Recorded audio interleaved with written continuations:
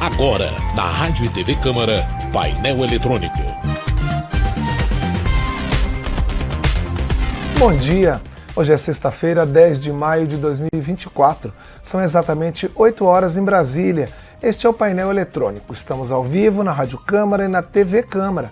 Aqui você tem as principais notícias da Câmara dos Deputados e do Congresso Nacional. E esses são alguns dos destaques da edição desta sexta-feira. Medida provisória pretende conter preço do arroz, que foi afetado pela tragédia climática no Rio Grande do Sul. O governo explica pontos da regulamentação da reforma tributária. Você também pode acompanhar entrevistas sobre os temas que estão sendo discutidos aqui na Câmara e no Congresso. Mande sua sugestão, seu comentário, sua pergunta para o nosso programa. O e-mail é radio@câmara.leg.br e o WhatsApp é o 61 99978 9080. Estamos na TV, na rádio e no YouTube. E nosso conteúdo também fica disponível nas redes sociais, Instagram, Facebook e X. Eu sou Cláudio Ferreira, agora são exatamente 8 horas e 1 minuto. Resumo da semana. Está na hora da gente saber o que foi destaque nas atividades do plenário da Câmara nesta semana. E teve sessão do Congresso Nacional nesta quinta-feira. Os detalhes a partir de agora com Antônio Vital, nosso setorista na cobertura jornalística do plenário.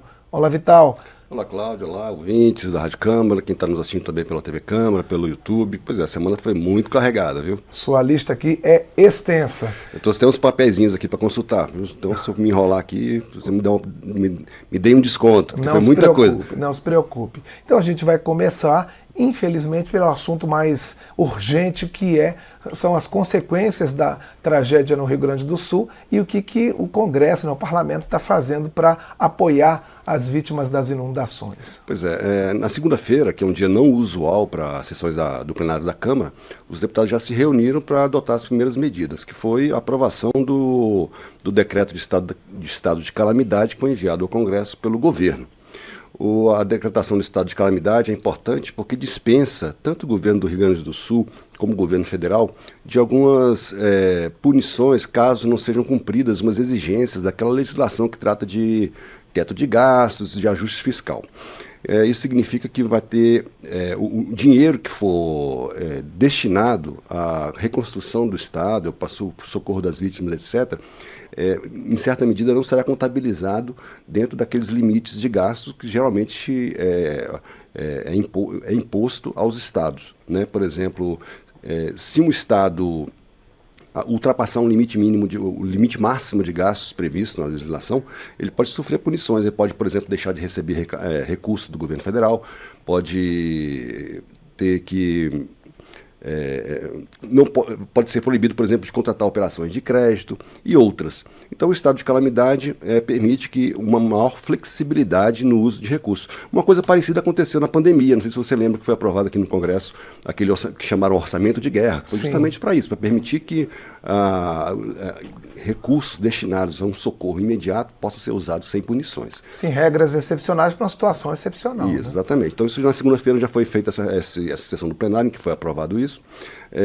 Logo em seguida, a Câmara já existia desde o ano passado uma comissão externa de deputados que estava averiguando as causas e com o objetivo de propor soluções para as enchentes no Rio Grande do Sul. Não sei se você lembra, mas no ano passado já teve uma outra enchente muito grande que afetou 90 municípios. Isso agora já está mais de 400 municípios, com muito mais pessoas mortas, desabrigadas, 200 mil pessoas desabrigadas. Esse número vai sendo atualizado todos os dias. Então, essa comissão externa que já existia, agora vai tratar também desse assunto, com a diferença que agora a Câmara vai, por exemplo, vai permitir que os deputados vão ao local para ver em loco e propor soluções que sejam do ponto de vista legislativo, por exemplo, entendeu? E, como você mesmo falou, teve também uma sessão do Congresso, a sessão do Congresso é destinada para apreciação de vetos presidenciais, mas também para aprovação de recursos, né, no orçamento. E uma das medidas que foi aprovada é que os deputados possam destinar parte das suas emendas parlamentares ao orçamento para o Rio Grande do Sul, né, fugindo inclusive da destinação original dessas emendas. Então, um conjunto de ações, ainda deve ocorrer outras nas próximas semanas, com o objetivo de reconstruir o Estado e socorrer as vítimas, né? Pois é. Vital, tivemos também uma aprovação na área de meio ambiente, é isso? Foi uma aprovação bastante polêmica, porque é um projeto que tira o cultivo de florestas. Sabe, todo mundo que viaja pelo Brasil já viu essas florestas de eucalipto, de pinos, que são é uma indústria, né? Essa madeira tem várias finalidades, para fazer papel, para ser usado em metalurgia, etc, etc. É um segmento grande da economia, e esse cultivo de florestas era considerado de médio risco ambiental numa legislação da Política Nacional do Meio Ambiente. São 20 atividades que têm restrições. A Câmara aprovou um projeto que retira o plantio dessas florestas da lista de atividades com restrições, que significa um pouco uma maior flexibilidade e menos exigências ambientais para esse tipo de atividade. Esse projeto é do Senado. O argumento dele é de que essas florestas, na verdade, são sustentáveis e benéficas ao meio ambiente. Aqui ocorreu uma grande polêmica, porque muita gente discorda dessa avaliação. Então, deputados, por exemplo, principalmente da base do governo, do PT, do PSOL, disseram que essas florestas de eucalipto são muito danosas ao meio ambiente. Elas têm um consumo muito alto de água, por exemplo. Elas não permitem que qualquer outro tipo de diversidade ocorra nas imediações, chamam inclusive de desertos verdes. De que maneira esse projeto foi aprovado, como já tinha sido aprovado pelo Senado, já foi para a sanção presidencial, pode virar lei. Relacionado a essa questão ambiental, também temos uma aprovação em relação a energias renováveis. Não sei se você sabe, mas existe uma tarifa social de energia elétrica, que é um desconto na tarifa de energia elétrica para pessoas carentes, né? Para aquelas famílias inscritas no cadastro único do governo federal, ou que recebem o BPC, aquele benefício de prestação continuada, né? Que tem uma pessoa com deficiência ou outra situação desse tipo. Então, esse projeto, o que ela faz aos poucos, aí o objetivo é, aos poucos, trocar essa tarifa social, que é um desconto, por instalação de sistema de energia solar nessas residências.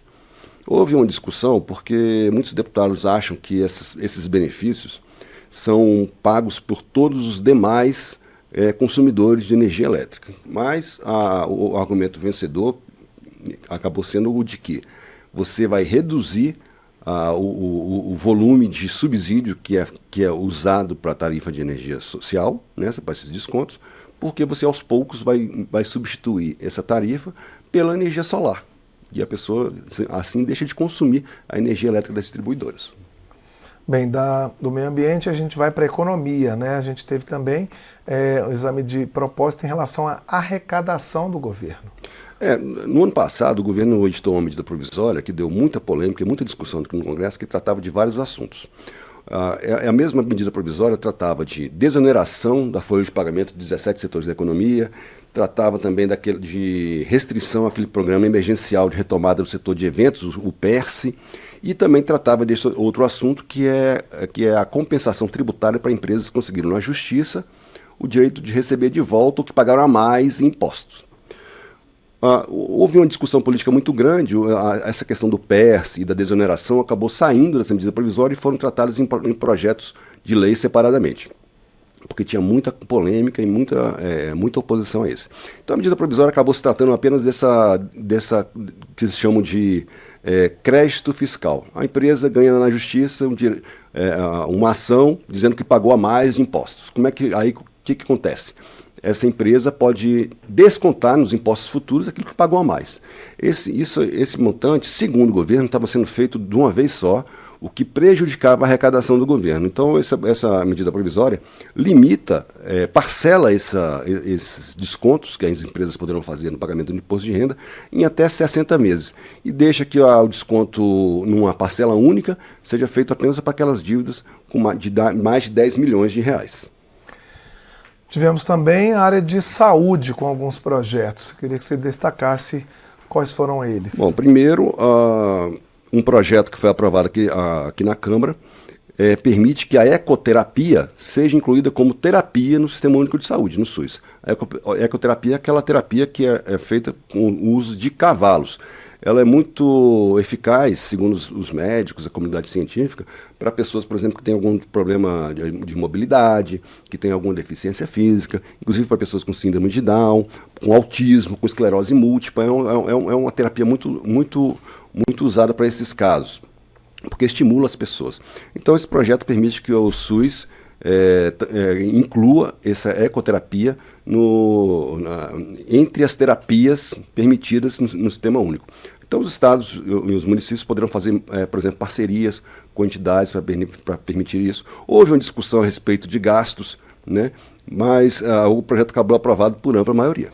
Outro projeto ainda na área de saúde foram mais dois. Trata de pessoas com Alzheimer e outras demências. Esse projeto cria uma política nacional de cuidado para essas pessoas, envolvendo vários setores do governo, como de saúde, previdência, assistência social. Exige, por exemplo, que o SUS notifique os casos, que é uma maneira de você fazer com que o poder público possa direcionar ações voltadas para esse público. Mexe também na lei orgânica de assistência social para cuidar especificamente desses idosos que são internados em asilos. Então é uma política pública completa de estados e municípios para tratar dessas pessoas, não só com Alzheimer, mas também com outras demências. Outro projeto também de saúde foi relacionado a pessoas que têm transtorno que estão no transtorno de espectro autista. Esse projeto ele cria facilidades para que essas pessoas obtenham vagas de estágio, de aprendizado e até mesmo de emprego. Né, dar prioridade a essas pessoas no caso de ações dessas empresas que intermediam, né, vagas de estágio, aprendizado entre as empresas, e permite também que haja um cadastro, que o governo faça um cadastro dessas pessoas que estão em busca de emprego e que haja um trabalho direcionado para procurar vagas para essas pessoas. Isso foi para o Senado. Tivemos também uma repercussão daquele caso Joca, né? Só relembrando aquele cachorro Golden Retriever que morreu porque foi mandado numa viagem de avião, foi mandado para o lugar errado, passou muitas horas numa viagem no compartimento de carga do avião, acabou morrendo, houve uma comoção muito grande e a Câmara acabou aprovando um projeto relacionado a transporte de pets. Né? Na verdade, esse projeto já existe desde 2022. Não sei se você lembra, houve um outro caso de repercussão da cadela Pandora, que ficou sumida no aeroporto, acho que se não me engano, de Guarulhos. Ficou um tempão sumida, até que acharam, teve um final feliz aquela história lá. Então, na época, foi apresentado um projeto que obrigava as empresas aéreas a colocar aqueles chips ou algum outro mecanismo de rastreamento dos animais ao longo do percurso, para que o tutor possa saber onde é que está o animal. Né? Não vai acontecer, por exemplo, com esse caso do Joca, esse projeto foi alterado para, além do rastreamento, esse projeto proíbe que os animais sejam transportados no compartimento de carga dos aviões. Eles vão ter que ir junto na cabine. Né? Obviamente a empresa pode até recusar o transporte se houver algum motivo de saúde do animal ou algum tipo de questão que afete segurança, mas ele vai ter que ir na cabine. Trata especificamente de cães e de gatos. Tá? Tem outras exigências também, por exemplo, aeroportos com movimento superior a 600 mil pessoas por ano terão que ter um serviço veterinário para verificar o estado de saúde do animal antes e depois do embarque. Então, isso junto com o rastreamento. E a empresa aérea, obviamente, vai poder cobrar pelo serviço de rastreamento. Então, esse projeto foi aprovado agora, depois da Pandora, depois do Joca, e seguiu para a sanção presidencial e já pode virar lei. Vital, você já falou um pouquinho da sessão do Congresso, né? Mas eu queria que você... Então, só uma correção, esse projeto não foi para a sanção não, ele foi para o Senado, tá? Ele ainda vai precisar passar pelo Senado. Certo. Então, assim, a gente agora termina a sua participação aqui com o detalhamento de alguns dos vetos que foram examinados na sessão do Congresso e que alguns foram adiados, é isso? Porque a lista de...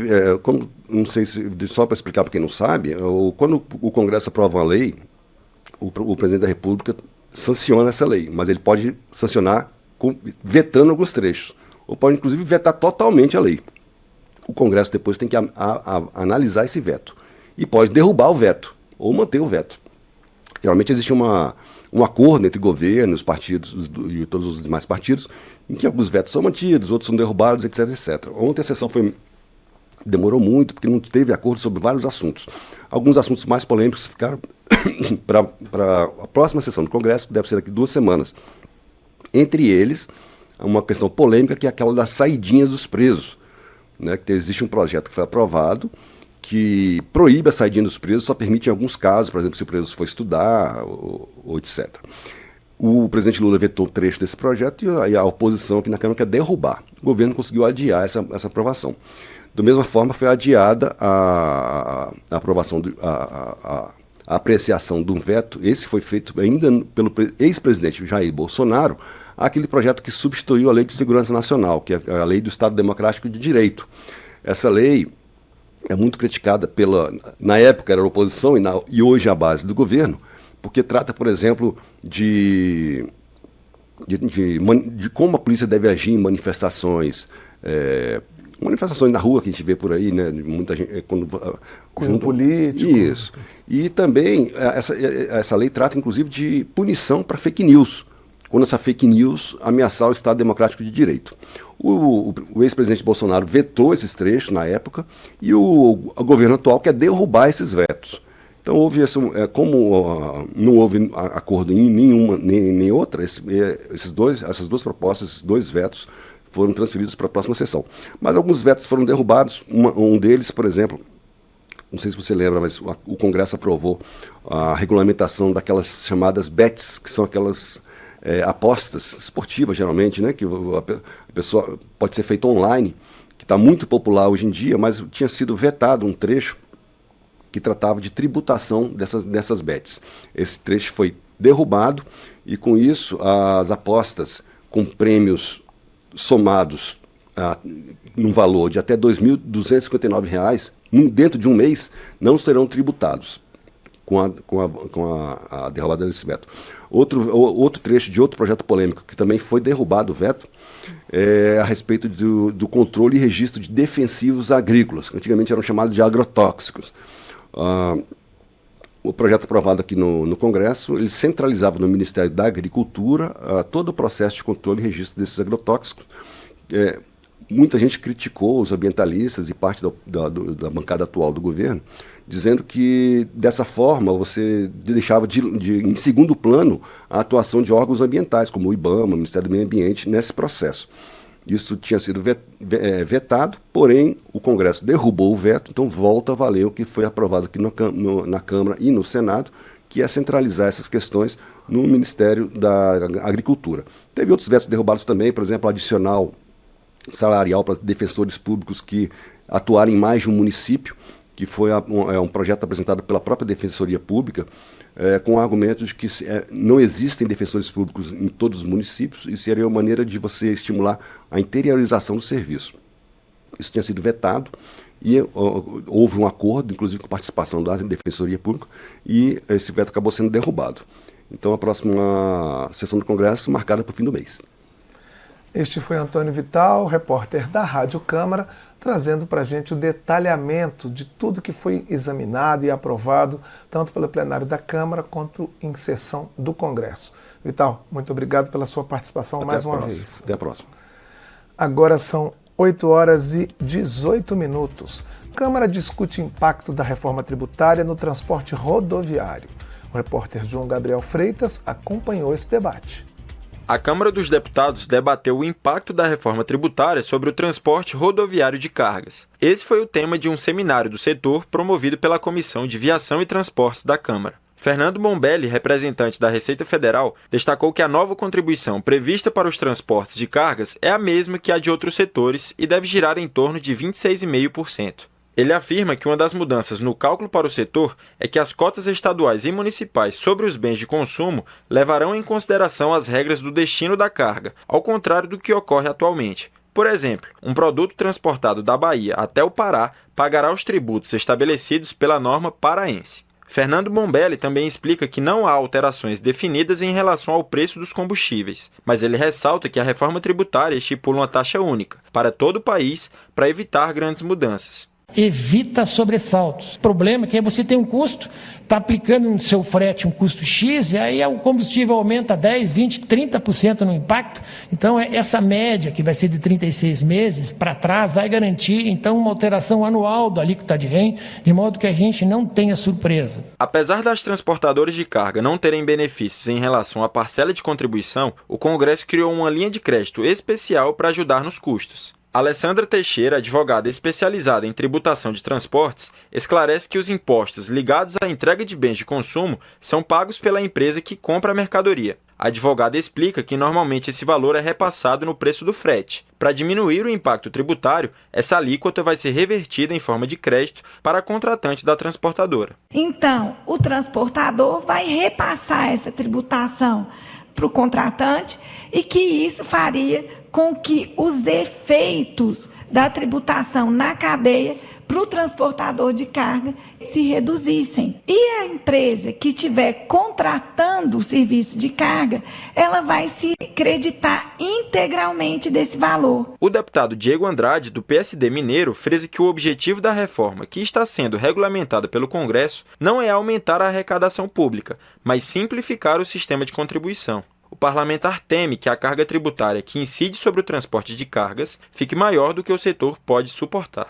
Mas não vamos desrespeitar o que foi votado na Câmara. Nós não podemos ter aumento de arrecadação sem o crescimento econômico. Nós temos a ampla maioria dos brasileiros pendurados em auxílios e não dá para a gente acabar de matar os 6% ali de empreendedores que têm os seus CNPJs. Aprovada em 2023, parlamentares já sinalizaram que é prioridade regulamentar a reforma tributária ainda em 2024. Da Rádio Câmara de Brasília, João Gabriel Freitas. Na regulamentação da reforma tributária foi proposta pelo governo para evitar fraudes. O secretário especial da reforma esteve em audiência pública com os deputados e explicou pontos da regulamentação em discussão na Câmara. A reportagem é de Ana Raquel Macedo. A alíquota média do novo sistema tributário poderia ser até 2 pontos percentuais mais alta caso o projeto de regulamentação da reforma não estabelecesse medidas para coibir fraudes e sonegação tributária. Foi o que afirmou o secretário extraordinário da reforma tributária, Bernard Api, que participou de audiência pública conjunta das comissões de Finanças e Tributação e de Desenvolvimento Econômico da Câmara. O projeto de regulamentação da reforma tributária foi enviado pelo governo para a avaliação do Congresso. A proposta atualmente está na Câmara. Bernard Api explicou que entre os mecanismos previstos no texto está o chamado split payment. Ele funciona assim: o contribuinte paga pelo bem ou serviço e já no momento da operação, o banco ou a operadora do cartão de crédito ou débito separa os valores do imposto do município, estado ou União.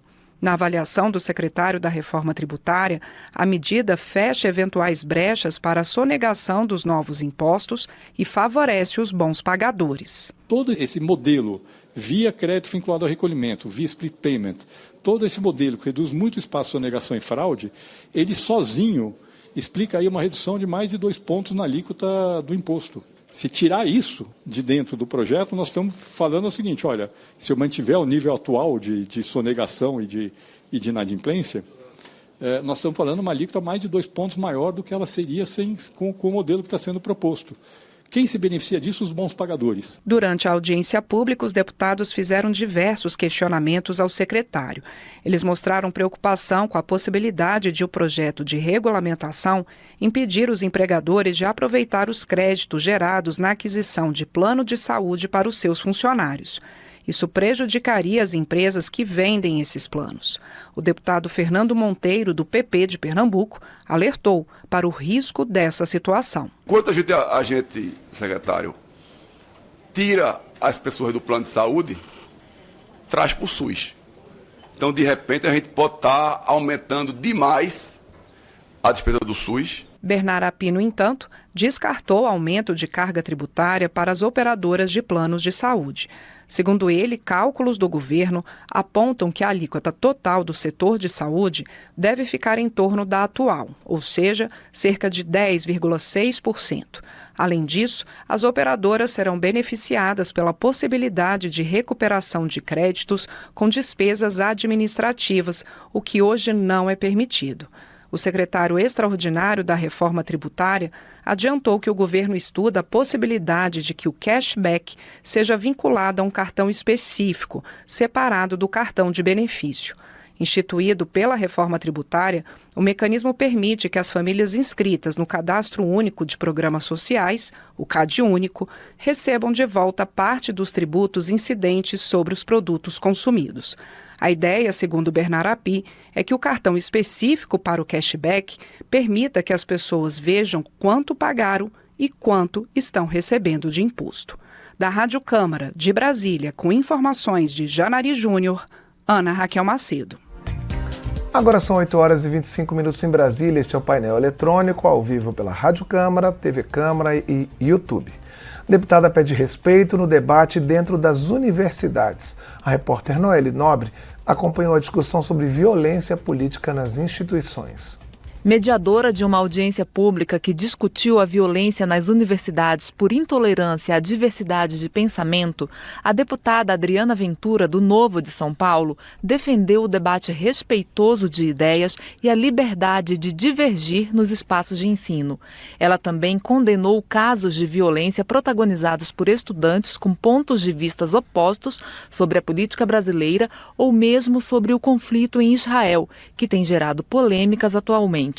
Existe uma ideia dominante e parece que ninguém pode pensar diferente. Então, eu pergunto, o nosso país, que é um país tão grande, com uma diversidade cultural enorme, com uma diversidade intelectual, ele não pode ser condenado a uma mediocridade de ter um pensamento único.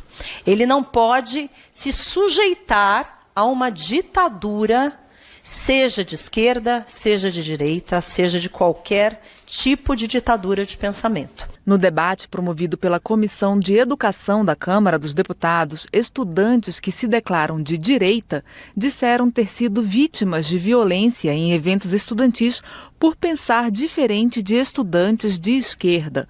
Uma desses estudantes foi Letícia Perfeito, da União Juventude e Liberdade. Desde 1985, as universidades elas foram tomadas, pelas forças de extrema esquerda, que muitas das vezes não abrem espaço para debate democrático. Por sua vez, Marcelo Acácio, da União Nacional dos Estudantes, disse que a entidade repudia atitudes de agressão e está aberta a todos os estudantes do Brasil. Dentro da própria entidade, a disputa também dentro das ideias, existem discordâncias, então para nós não é fugir do debate com quem tem ideias diferentes. É a gente encontrar um consenso, inclusive, dentro das possibilidades reais para todo mundo. Em sua fala, Ricardo Marcelo Fonseca, da Andifes, a Associação dos Dirigentes das Instituições Federais de Ensino Superior, disse que as universidades são espaço de debate, de construção do conhecimento, o que passa pela discordância.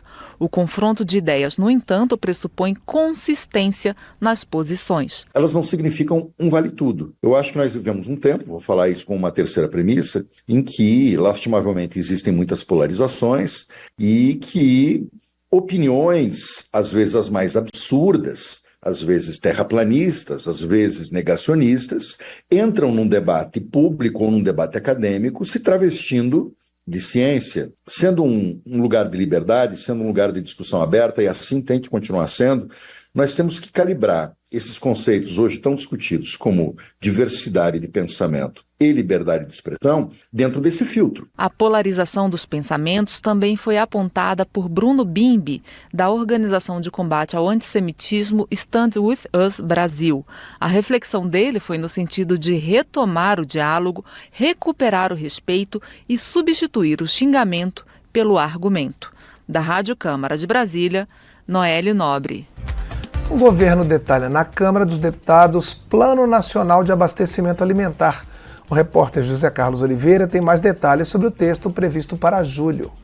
Em audiência na Comissão de Agricultura da Câmara dos Deputados, o governo antecipou vários pontos do Plano Nacional de Abastecimento Alimentar com lançamento previsto para julho. Por meio dele, pretende-se superar problemas de insegurança alimentar e nutricional, pressão inflacionária sobre os alimentos da cesta básica e descompassos de produção, distribuição e consumo. A elaboração é coordenada pelo Ministério do Desenvolvimento Agrário. O secretário nacional de Abastecimento, Cooperativismo e Soberania Alimentar, Milton Fornazieri, resumiu os objetivos usando como exemplo os atuais problemas de preço e distribuição do arroz diante das inundações no Rio Grande do Sul. Imagina só, você pegando o arroz do Rio Grande do Sul, levando até o Ceará, o custo do transporte é quase igual que o custo da produção. Então nós temos que trabalhar essa questão, diversificar, expandir a produção dos produtos para que a gente chegue mais perto do consumidor. É isso que o Plano Nacional de Abastecimento, pretende atender, que o produto chegue na condição, no momento e na qualidade, no preço que cada um possa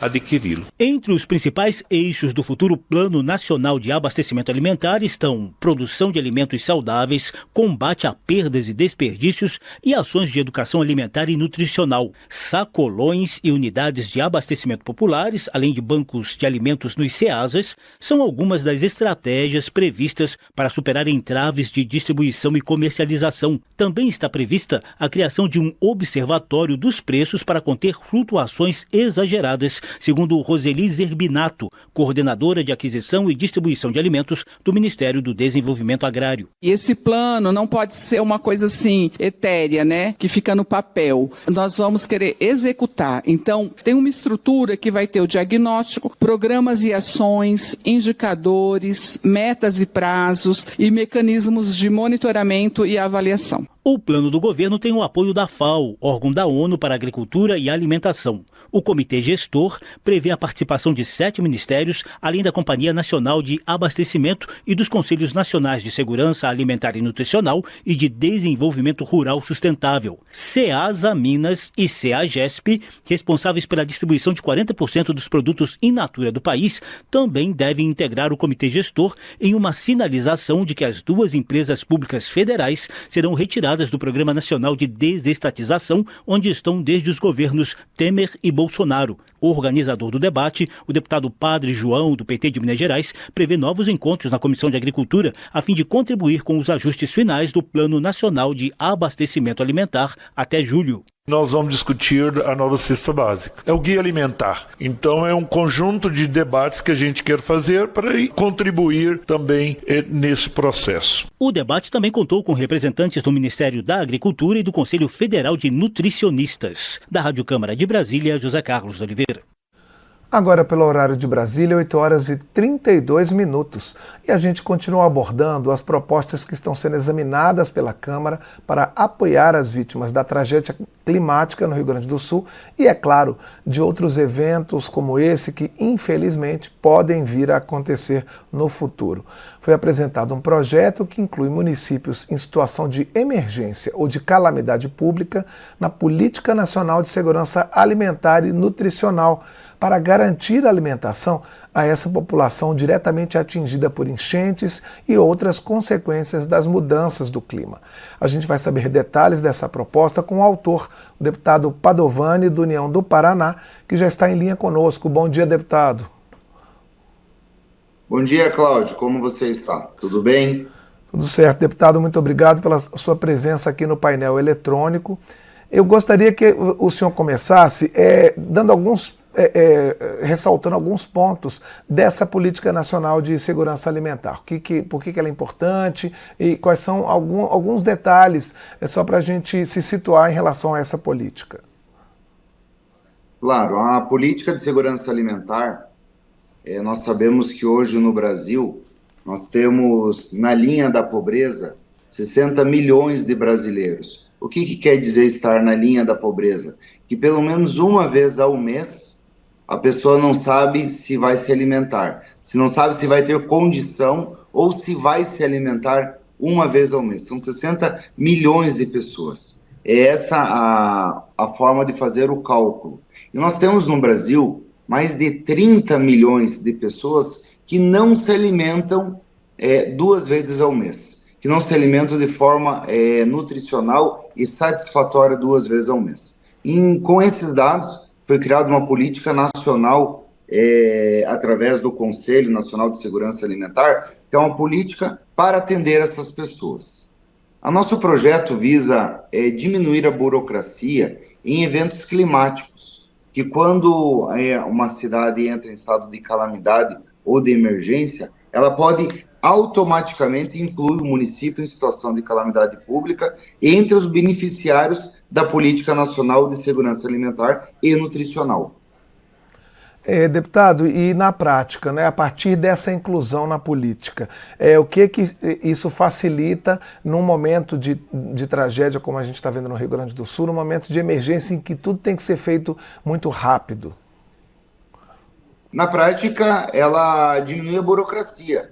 Quando uma cidade entra em calamidade, ela consegue o decreto de calamidade ou de emergência, muitas ações são feitas, por exemplo, liberação de fundo de garantia, o município pode comprar certos produtos sem a necessidade de licitação, só com tomada de preço que já tenha sido feita. E agora ela entrará na Política Nacional de Situação de Calamidade Pública, sendo beneficiário da Política Nacional de Segurança Alimentar, que é uma política muito ampla, é uma política que atende desde as recém-nascidos até idosos. Então, ela visa tirar a burocracia. Essa é a nossa intenção com esse projeto.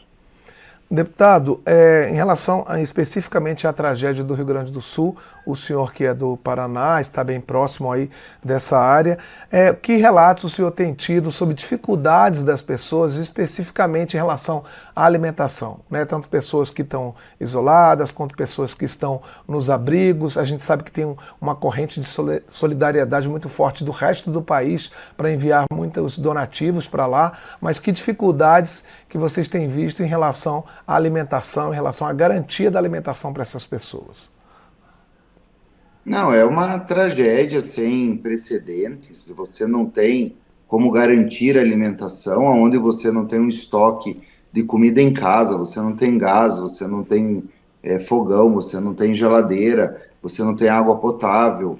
Foi uma tragédia ambiental, climática, que ninguém poderia prever. Haja visto que essas cotas de inundação atingiram níveis estimados para 10 mil anos. Quando você faz as medidas, você geralmente mede a maior cheia e a maior seca em 100 anos, para você ter os seus limites de cotas. Aqui foi dado um dado extremo, que a cada 10 mil anos poderia se atingir esses limites de cheia. Isso, infelizmente, aconteceu no estado do Rio Grande do Sul. Ano passado, no mês de setembro de 2023, o Rio Grande do Sul já tinha sido acometido por também tragédia de enchente no Vale do Taquari. Naquele momento, também o estado de Santa Catarina, no Vale do Itajaí, e no Paraná, no Rio Iguaçu. Infelizmente, mas também de certa forma felizmente, nesse ano de 2024, em maio de 2024, o Rio Grande do Sul apenas foi atingido, mas foi atingido de uma forma sem precedentes. Então nós temos certeza da dificuldade de acesso à alimentação de qualidade, de acesso à alimentação mínima, nutricional, que as pessoas estejam recebendo nesse momento, tanto crianças, tanto recém-nascidos, tanto pessoas doentes, pessoas com problemas crônicos, como população em geral e em idosos. E o nosso projeto visa justamente isso, facilitar a doação de alimentos. Isso já é previsto pela lei. Ou buscar alimentos em estoques reguladores. Isso já é previsto na lei. Acompanhamentos após a tragédia. Isso já é previsto no Plano Nacional, na Política Nacional de Segurança Alimentar e Nutricional. Então, nós temos que fortalecer as ações de defesa civil e combate às calamidades. E também, numa outra fonte, numa outro viés, nós vamos ter que abastecer o Fundo Nacional de Calamidade, o FUNCAP.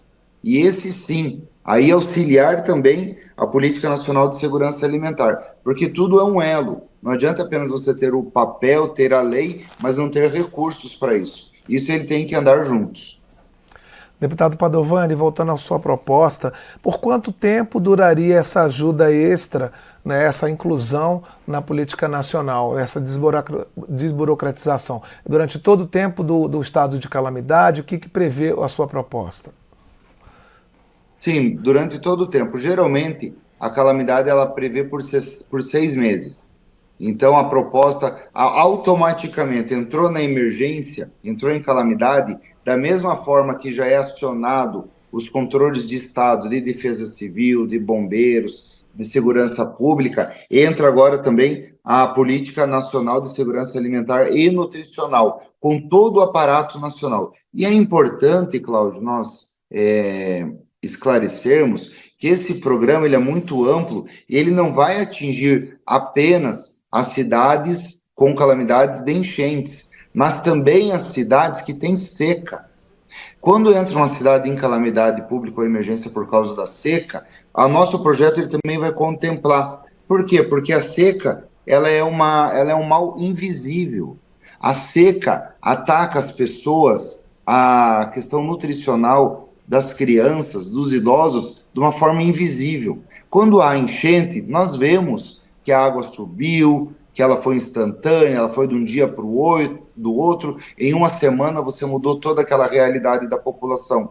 Mas a seca não. A seca ela vem devagar, ela começa com 1 mês, com 2 meses, com 3 meses, às vezes 1 ano, às vezes 1 década. Então, a adequação da nossa lei, que coloca a Política Nacional de Segurança Alimentar e Nutricional em casos de calamidades públicas e emergência, ela é muito importante para um país que tem muitos pontos de IDH baixos. Então, são pessoas com dificuldades financeiras, são pessoas em áreas de risco, são pessoas que em estado de calamidade e emergência vão ser atendidas pelo Programa Nacional de Segurança Alimentar e, com certeza, com o Conselho de Segurança Alimentar trabalhando e atuando mais fortemente. Deputado, só para a gente encerrar, qual é a sua expectativa em relação ao caminho dessa proposta aqui na Câmara?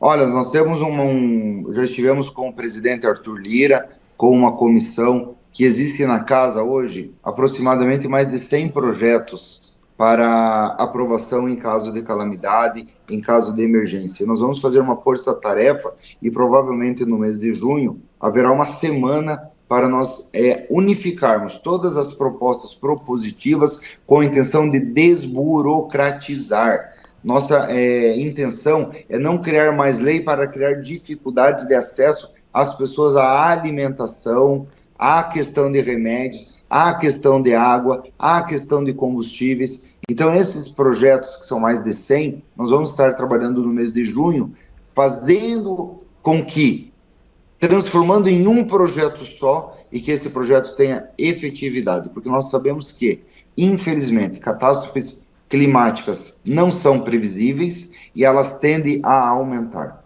tanto cheias, como secas, como ciclones, como terremotos. Nós temos visto no Brasil, em algumas regiões do Nordeste, começando a ter pequenas movimentações de terremotos, pequenos ainda, abalos sísmicos, mas já está acontecendo no Brasil, coisa que não acontecia. Então nós temos que nos preparar. E, além disso, nos preparar com recursos financeiros para abastecer isso. Então é um grande trabalho, uma grande discussão, mas temos que fazer para não sermos acometidos apenas após o efeito. Haja visto que esse nosso projeto já é de 2023, no meu primeiro ano de mandato, que já foi protocolado. Então, se Deus quiser, nesse 2024, nós vamos conseguir aprová-lo, que vá ao Senado, vá à sanção e dar mais forças ao Conselho Nacional de Segurança Alimentar e à Política Nacional de Segurança Alimentar.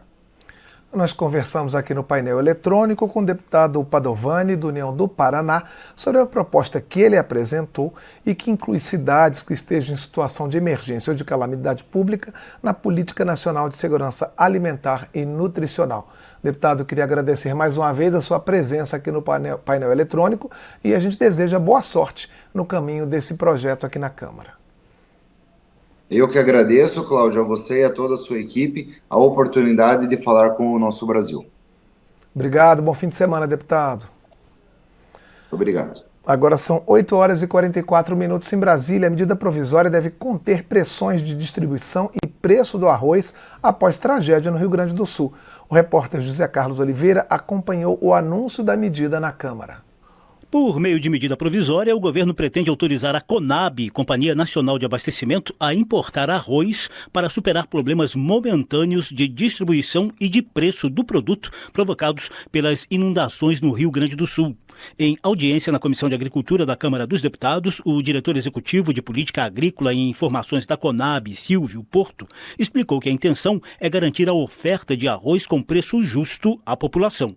Essa medida não é simplesmente trazer arroz de fora. O que nós queremos é que, a partir de micro e pequenos varejistas, nós consigamos chegar, em especial, às periferias das regiões metropolitanas das grandes cidades, para atender a população de baixa renda. E nós estamos fazendo isso, não é em detrimento da produção nacional, não é em detrimento dos produtores do Rio Grande do Sul, mas é em função de reconhecer uma situação emergencial em que nós estamos aí com um problema sério de distribuição logística da produção do Rio Grande do Sul. Porto reconhece que a solução definitiva para aumentar o estoque de arroz só virá a médio prazo.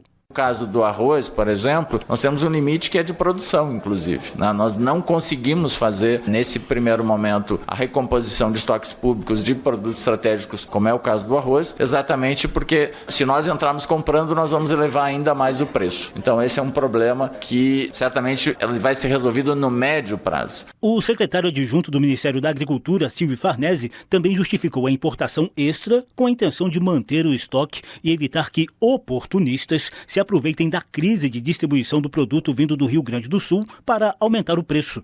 Segundo Farnese, o Brasil produz atualmente 10,6 milhões de toneladas e consome 10,5 milhões de toneladas. Olhando o arroz, que é uma cultura da base alimentar, nós temos hoje, com toda essa crise no Rio Grande do Sul, ainda uma produção que atende o consumo. Uma exportação de em torno de 14% do que se produz, mas tem que se levar em consideração que nós somos importadores também e é compensado pela importação no mesmo nível da exportação. O governo avalia que o avanço da soja nas últimas décadas reduziu o plantio de outros alimentos básicos como arroz e feijão. A intenção é reverter esse quadro gradativamente no futuro, segundo o secretário de Abastecimento, Cooperativismo e Soberania Alimentar do Ministério do Desenvolvimento Agrário, Milton Fornazieri. Se nós pegar arroz, nas últimas 3 décadas, nós perdemos 4 milhões de hectares que demos a tarefa para o Rio Grande do Sul poder produzir arroz para todo o Brasil. Então, voltar a produzir arroz em outros estados ou em todos os estados é uma ação nossa do MDA, junto com o novo Plano Safra. Segundo a Conab, o plantio de arroz e outros produtos básicos deve ser incentivado principalmente no Centro-Oeste e no Nordeste. O Maranhão, por exemplo, já foi o segundo maior produtor de arroz nos anos 80, com forte participação da agricultura familiar. Hoje, o estado não passa da 5ª posição. O debate em torno do arroz ocorreu durante a audiência organizada pelo deputado Padre João, do PT de Minas Gerais, para analisar a política nacional de abastecimento. Da Rádio Câmara de Brasília, José Carlos Oliveira. Tudo jóia? E o presidente da Câmara garante votação de ajuda ao Rio Grande do Sul. O repórter Luiz Gustavo Xavier acompanhou a participação do deputado no anúncio de medidas de socorro programadas pelo governo federal.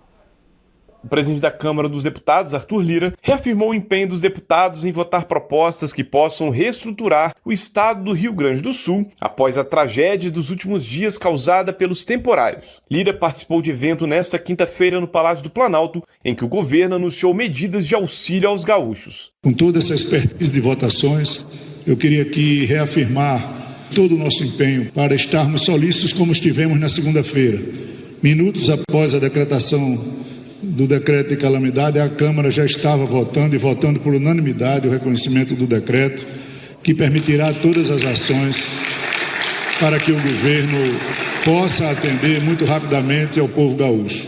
E a Câmara dos Deputados estará discutindo e votando imediatamente todas as medidas legislativas que visem fomentar, diminuir as agruras do povo gaúcho. O governo anunciou uma medida provisória com benefícios que podem chegar a 50 bilhões de reais. Entre os beneficiários do texto do governo estão municípios, trabalhadores assalariados, empresas e produtores rurais. Da Rádio Câmara de Brasília, Luiz Gustavo Xavier. E como a gente viu na reportagem do José Carlos Oliveira, a produção de grãos foi especialmente afetada pelas inundações que ainda castigam o Rio Grande do Sul. Ele falou especificamente do arroz. Além dos prejuízos diretos nas lavouras, a preocupação dos produtores rurais e das autoridades é também com a logística de escoamento e, consequentemente, com o abastecimento desses produtos em todo o território nacional. O deputado Afonso Ram, do PP Gaúcho, que integra a Comissão de Agricultura da Câmara e também a Frente Parlamentar da Agricultura, vai conversar agora com a gente sobre os impactos dessa tragédia climática no setor agropecuário. Bom dia, deputado Afonso. Bom dia, né? É que dá para se dizer que é um bom dia, né? Mas a gente precisa batalhar, perseverar, porque a situação é muito crítica aqui no nosso estado do Rio Grande do Sul. Pois é, deputado, realmente a gente está todo mundo consternado diante dessa tragédia. E eu queria começar perguntando ao senhor sobre a produção de grãos, né? Que notícias vocês têm? A gente falou do arroz agora há pouco, mas tem a soja também bastante prejudicada. Qual é o panorama da produção de grãos do Rio Grande do Sul e que consequências isso pode ter tanto para os produtores rurais quanto para a população que depende desses alimentos? Na verdade, nós estamos ainda, lógico, né, impactados e fazendo algumas avaliações, né? Existem perdas irreparáveis aí, são perdas absurdas, né, do ponto de vista, né, primeiro, da vida das pessoas. Né? Nós temos aí mais, né, de 100 pessoas mortas, né? Temos, né, outras mais de 100 desaparecidas. É uma tragédia muito grande nas cidades. E é uma tragédia no campo, no meio rural. Nós temos regiões em que houve, né, que a chuva cobriu, né, que a enxurrada, que a enchente cobriu todas as propriedades, né, com produção integrada de suínos, aves, naquela região do Vale do Taquari, pequenas propriedades, onde há perdas, né, totais, onde, né, os animais foram levados pela enxurrada, para ter uma ideia, estruturas, instalações, e alguns cultivos, né? Nós temos na região da campanha, que é onde eu estou falando, que é a região de Bagé, inclusive está comigo aqui o Milton Brasil, que ele é presidente do Sindicato dos Trabalhadores Rurais aqui de Bagé, e é o coordenador da FETAG em toda essa região da campanha gaúcha. Eu aqui me reuni também com a Agricampanha, nos reunimos aqui com a Emater, para tentar fazer um diagnóstico, que aqui falta 60% da colheita ainda da soja, né? Próximo disso. E fazem agora, ontem os produtores conseguiram entrar um pouco com as máquinas, mas já vai para 10 dias, vão fechar 2 semanas aí, né, que o agricultor não consegue, o produtor não consegue colher. Então nós já temos uma estimativa, né, já tínhamos uma estimativa de 40% a 50%, e desse saldo que tem para colher, né, nós temos aí uma situação, né, que se imagina que vai se perder de 70% até 100%, dependendo da lavoura. Então é muito crítica, né? Assim como a gente tem regiões aqui que os silos estão embaixo d'água, vocês devem ter mostrado, né? E a imprensa tem mostrado, regiões produtoras de arroz, além da inundação das lavouras, né? Embora falta um percentual menor para colher, mas os silos estão embaixo d'água. Então isso aí compromete e isso é perda total, né? Não tem como reparar.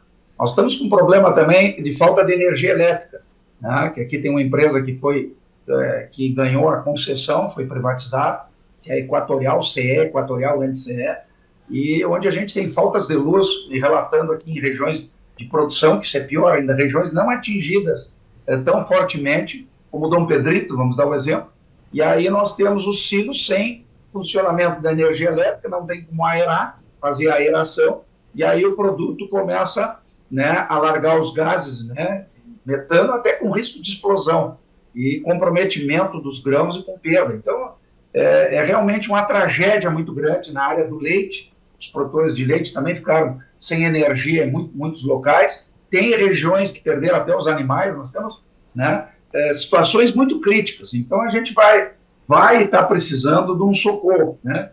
E em relação a isso, não sei se eu posso ir adiante aqui na minha conversa. Pode, né, sim. Sim. Do que é Cláudio, né? Isso, pode continuar, deputado, sem problemas. Isso é importante que a gente não está de braços cruzados, nós estamos nos virando, nós temos aí em Brasília, a nossa frente parlamentar da agropecuária, que fizemos já 2 rodadas, né, com a frente parlamentar da agropecuária. Nós aqui, junto com o FETAG, FARSUL, inclusive ontem eu recebi o relatório, né, do presidente Joel da FETAG, tive com o presidente da FARSUL, fizemos videoconferências, né, e falamos, inclusive, ontem com o ministro da Agricultura, Carlos Fávaro, né, e tivemos outra rodada onde as entidades também conversaram com o ministro, né, e estamos conversando com o governo. E aqui, né, os dados da FETAG, né, eles pedem uma liberação aí da cobrança dos custeios, tem também a questão da habitação, do crédito fundiário, né, eu estou recebendo esse documento agora, inclusive me mandaram ontem à noite, pede anistia das parcelas de custeio, investimento, né, de 2024, pede um parcelamento e uma securitização em 15 anos, né, me mandaram aqui também, é importante regularizar a questão do fundo catástrofe, né, com participação da UNEL, estados e municípios, são sugestões aqui da FETAG, e o Milton Brasil está aqui ao meu lado, inclusive, né, nos acompanhando. E de parte da FARSUL, nós tivemos com o Antônio da Luz, que é um economista, e ele mostrou já uma panorâmica de dados, né, de perdas que a gente apresentou tanto aos ministros, né, ao ministro da Agricultura, e também nós apresentamos à Frente Parlamentar da Agropecuária. O que a gente conseguiu até agora? E há uma preocupação, já é uma lenda. A prorrogação que o ministro anunciou ontem, ela é de 90 dias em todas as dívidas com bancos privados, oficiais ou não oficiais. Todas as dívidas do agro, né, estão suspensas por 90 dias. Só que não tem ainda, né, uma nota do Conselho Monetário Nacional. Não saiu ainda. Então, a gente precisa, né, disso oficialmente. O ministro falou, tem o respaldo do presidente Lula, que inclusive teve 2 vezes aqui no Rio Grande do Sul, mas a gente precisa desse chamado voto do Conselho Monetário Nacional e, naturalmente, que 90 dias não é suficiente.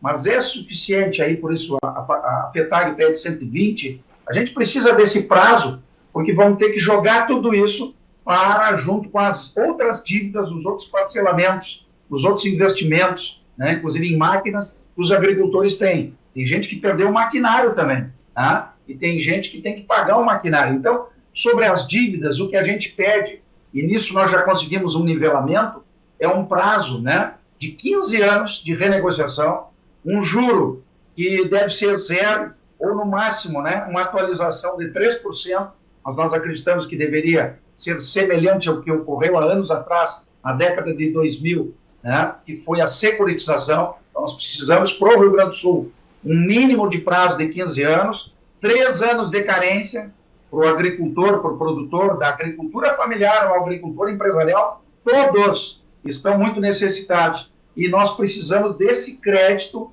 né, dessa prorrogação em condições viáveis e futuras de pagar.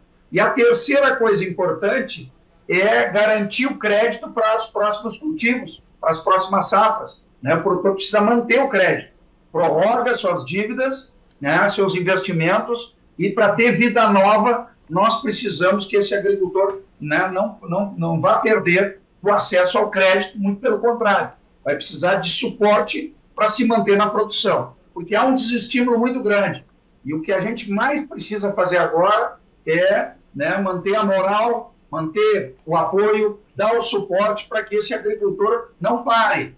Imagine se esses agricultores todos pararem de produzir, né, é um caos, não vamos ter alimentos, né, é um caos na economia, porque a grande engrenagem, né, o PIB do Brasil, 1/3, 33% do PIB brasileiro vem do agro, né? No Rio Grande do Sul, 50% do PIB vem do agro, e no interior ele varia de 70% a 90%, né, da riqueza gerada vem dessa engrenagem do agro, né? E aí a gente está falando de produção de frutas e hortaliças, de hortigranjeiros, nós estamos falando, né, de pequenos produtores, estamos falando do leite, estamos falando da produção de grãos, estamos falando da pecuária também, que ela é muito importante na produção de carne, e a pecuária leiteira, como eu falei. Então nós temos um universo de atividades diversificadas ao longo do Rio Grande do Sul, e nós temos, né, hoje mais de 400 municípios, até vou pedir informação aqui para a minha assessoria, que é os dados que não devem ter saído do boletim de hoje, mas ontem ultrapassava 400 municípios.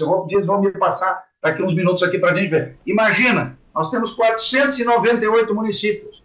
Então, nós estamos vivenciando essa tragédia, né, com mais impacto, menos impacto, em vários municípios, mas dá para dizer que mais de 300 municípios foram destruídos. E, junto com essa destruição, foi destruído toda a nossa agropecuária, a nossa agricultura. São 428 municípios, a Márcia Marim me passa aqui no estado. Imagina, isso aí, né, já dá mais de 80%, vai indo para o lado de 90% do Rio Grande do Sul. E o impacto na interface, porque nós tivemos rodovias bloqueadas, para ter uma ideia, né, 190 pontos, e nesse momento já reduziu. O governo federal está fazendo a desobstrução de rodovias federais, ajudando em estaduais. O governo do estado, né, está trabalhando, fazendo mutirões com prefeituras, né, para fazer, né, o restabelecimento mínimo de estradas, pontes, cabeceiras.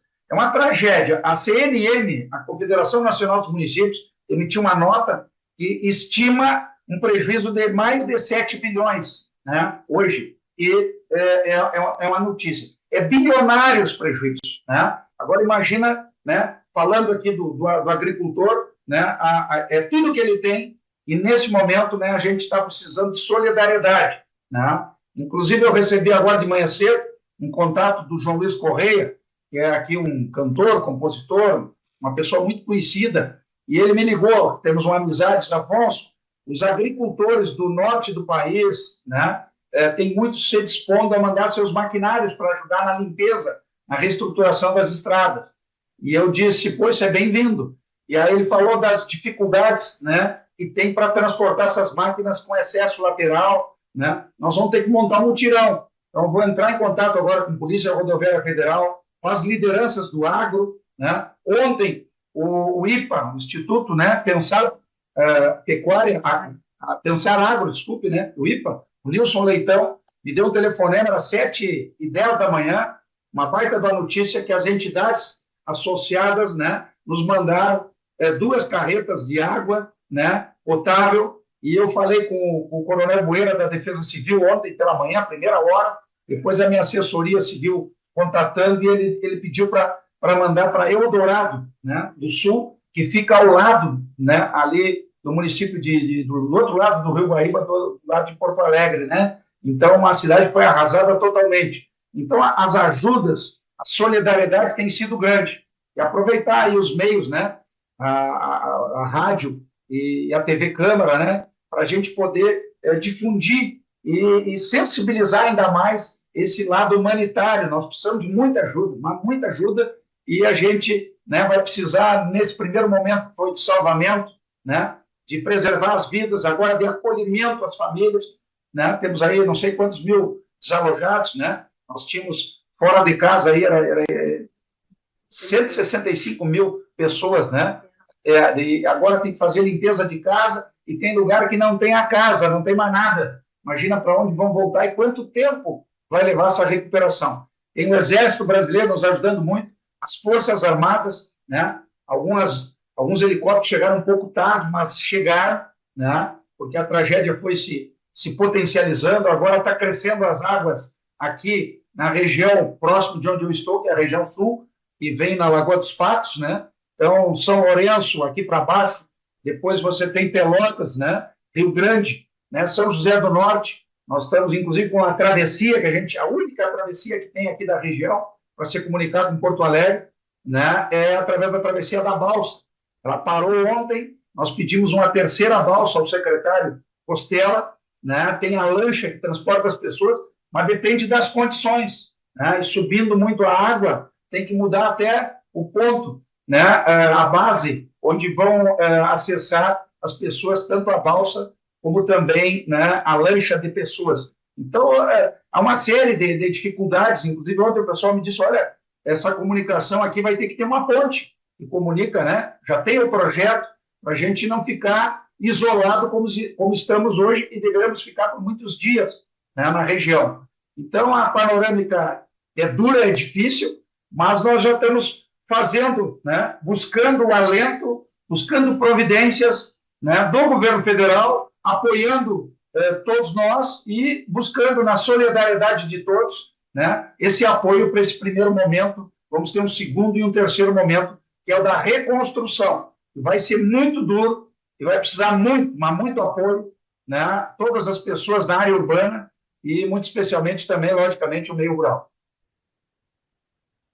Em nome da equipe da Rádio Câmara e da TV Câmara, eu expresso a nossa solidariedade a toda a tragédia que está atingindo o estado do Rio Grande do Sul e gostaria de agradecer a sua participação aqui no painel eletrônico, o deputado Afonso Ram, que é do PP do Rio Grande do Sul, que nos deu um panorama sobre a situação especificamente da agropecuária do estado diante dessa tragédia climática e também de outras dificuldades pelas quais o povo gaúcho está passando nesse momento. Muito obrigado, bom fim de semana na medida do possível e boa sorte nesse esforço conjunto aí de reconstrução do estado.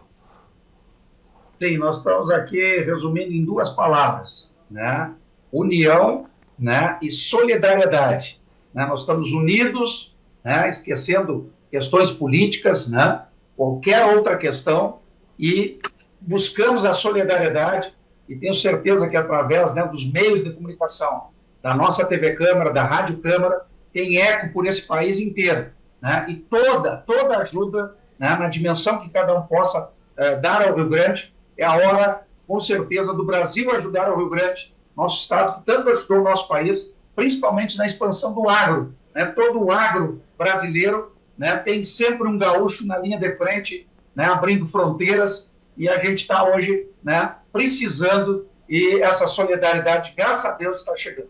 Forte abraço e força, vamos em frente aí, muito obrigado. Um abraço, deputado. Agora em Brasília são 9h05. O painel eletrônico desta sexta-feira, 10 de maio, está terminando. O programa teve a apresentação de Cláudio Ferreira, produção de Carmen Fortes e Marcos Brito. Trabalhos técnicos: Bebiano Nunes, Gilson Ribeiro, Leandro Gregorini, Antônio Marcos, Noé de Jesus e Gilmar Nunes. Diretores de imagem: Glaucio Branquinho e Franklin Gomes. Edição de Ana Raquel Macedo, Marcelo Larcher e Cláudio Ferreira. Diretor de Comunicação e Mídias Digitais, Kleber Queiroz Machado. Secretário de Comunicação, deputado Gilmar Tato. Secretário de Mídias Digitais, deputado Luciano Dutti. Uma ótima sexta-feira a todos e um excelente fim de semana. Estamos de volta ao vivo na segunda-feira a partir das 8. E nosso alô especial para mais duas emissoras parceiras que retransmitem o painel eletrônico. São duas rádios de câmaras de vereadores, uma de Joinville, em Santa Catarina, e outra de Lapão, na Bahia. Você acompanhou Painel Eletrônico.